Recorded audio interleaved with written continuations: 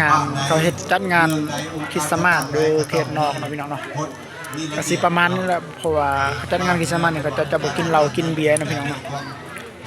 จะเป็นคนทั่วบ้านพี่น้องเขาจะเห็นว่าเขาจะสิกินเขาจะนั่นนะพี่น้องเนาะ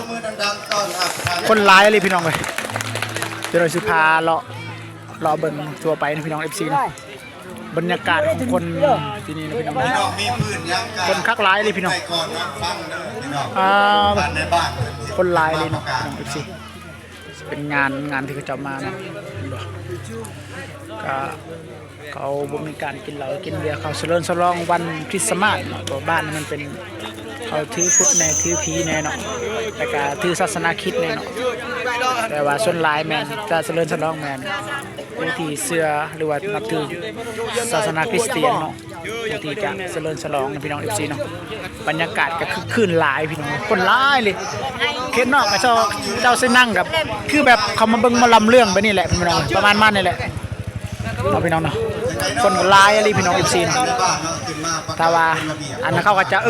พ่อใหญ่บ้านหรือว่าทางลาวว่านายบ้านเนาะประกาศกฎระเบียบถ้าผู้ใดมาอยู่สถานที่แห่งนี้เนาะต้องอยู่ใต้อำนาจกฎระเบียบให้เขาย่านในการกินลักมักจกหรือว่าตีดันพันเพลงกันนะพี่น้องเนาะอันนี้คือบรรยากาศนะพี่น้องเนาะ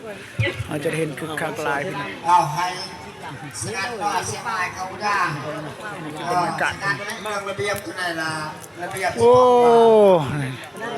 นี่เข้ามาพี่น้องเนาะ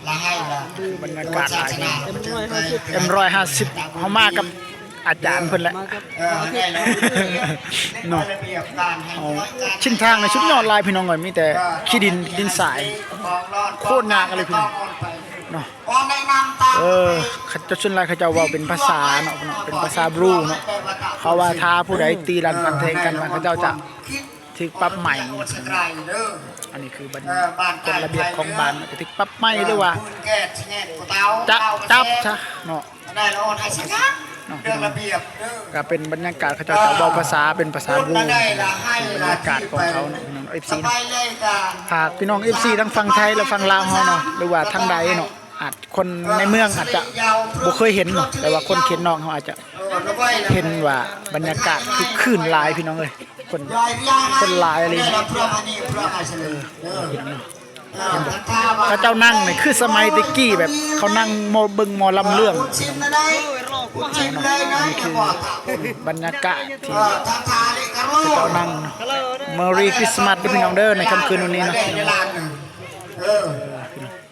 บางคนก็ถือพอผมนะพี่น้องนะบรรยากาศคึกคักหลายเอาพี่น้องเนาะก็ต่อไปเราจะทายให้ FC ได้เบิ่งหลายๆคนนะบ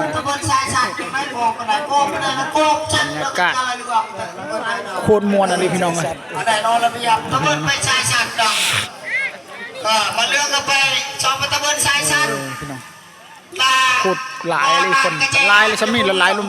ายพอสมควรนะพี่น้องเลยเนาะในราคาเตียวระเบียบพี่น้องเรื่องไทยเลยว่าเรื่องให้เขาว่าเรื่องกฎระเบียบก่อนจะน้อยจริงสิท้ายพี่น้องพอกระเจี๊ยพอระเบียบได้แต่ละหาแม่ค่ะทาวัตะได้นี่คือว่าหนาวเราเป็นผู้กินได้ไหมตะเวนอันนี้แหละนี่นะสลายเขาจะกินในงานนี่จะเป็นน้ำหวานน้ำดื่มหรือว่าสาราวันในตะเวนทางไทยเขาจะเป็นวันอะไรพี่น้องเลยพี่น้องต่อไปเขาจะสิท้ายให้ FC ได้เบิ่งอีกว่าเขาจะฮ้องเพลงเนาะในการร้องรำทำเพลงในการแต่ว่าเขาเจ้าบ่มีดนตรีมีแต่มือคีย์บอร์ดเนาะเป็นผู้เล่นนะพี่น้อง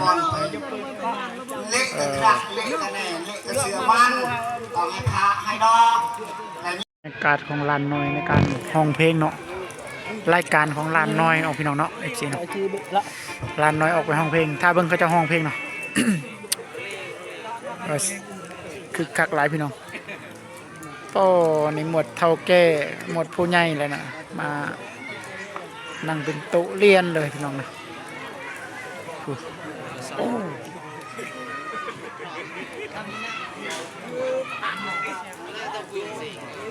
บรรยากาศพี่น้องเนาะทางไทยเขาอาจจะคือซิโบมี่แล้วเนาะพี่น้องเนาะ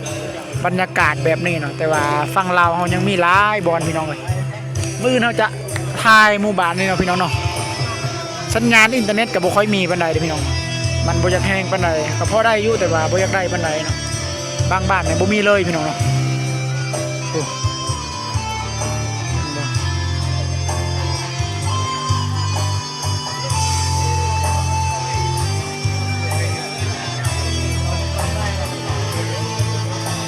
ก็จะห้องเพลง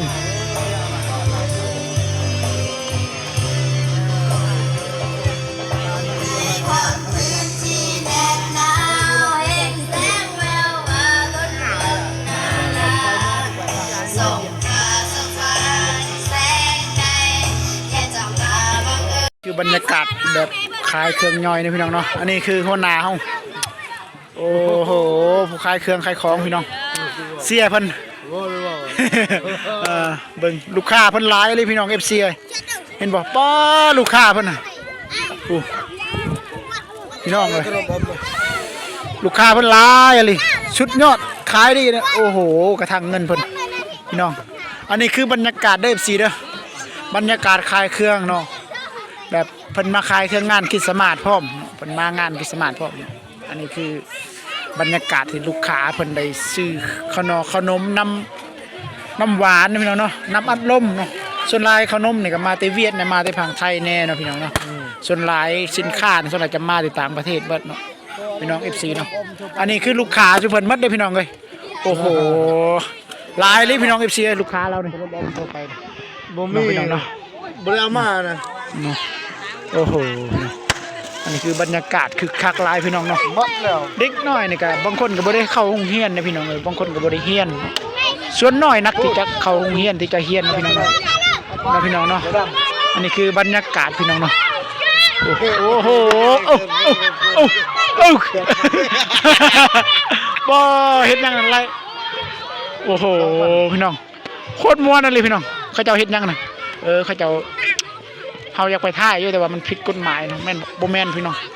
เขาเจ้าลิ้นนั่นเนาะ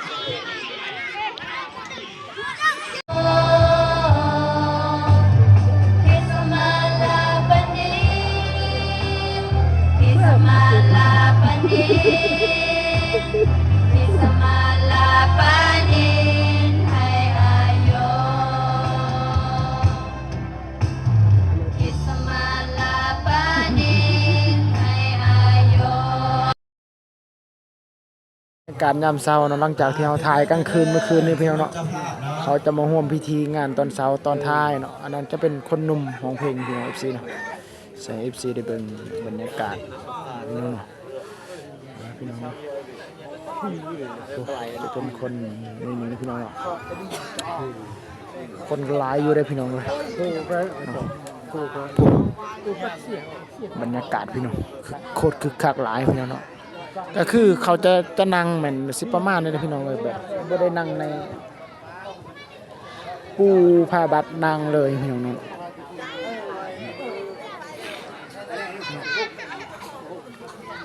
คนหลายอยู่พี่น้องเลยนะแต่ว่าส่วนหลายกับส่วนไม่แต่พวก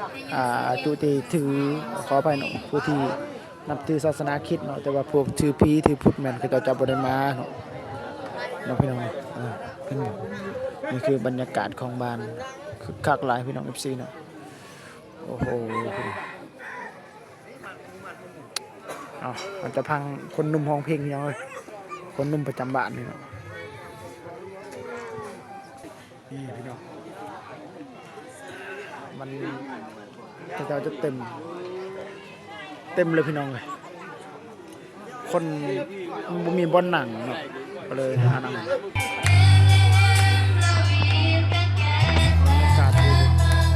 คนนุ่มห้องเพลงโอ้พี่น้องต้องขออภัยหลายๆเพราะว่ามันสะท้อนแสงตะวันทางภาคนั้นเนาะคนนุ่มก็จะห้องเพลงมาแจกขนมพี่น้องเนาะอ๋อตัว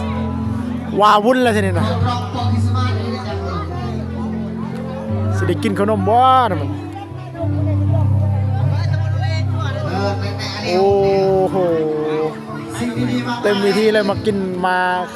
เขามาแจกขนมเนาะพี่น้องเนาะสิได้ครบบ้าเนาะบัดนี้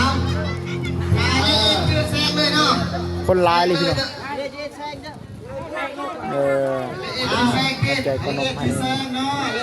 เด็กน้อยบางคนเฒ่านะพี่น้องเนาะขึ้นใส่ขนมมาแจกขนมพี่น้องแจกขนมหลังจากงานเสร็จเรียบร้อยแล้วแจกขนมเนาะพี่น้อง FC เนาะเห็นบ่นี่โอ้โหพี่น้องลงเอาพี่น้องเป็ดโอ้โหสุดยอด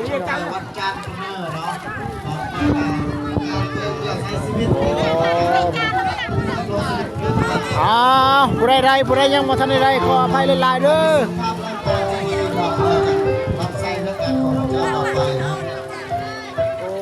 ตายตก